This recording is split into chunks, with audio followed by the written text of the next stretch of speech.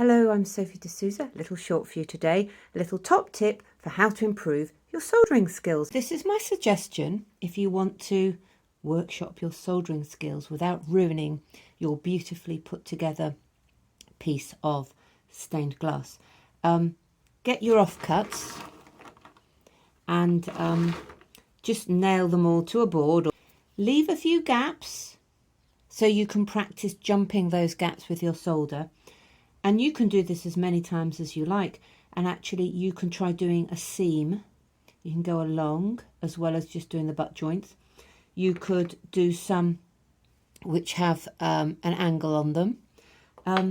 So yes, if you practice, you'll get better and you will eventually enjoy soldering. I do.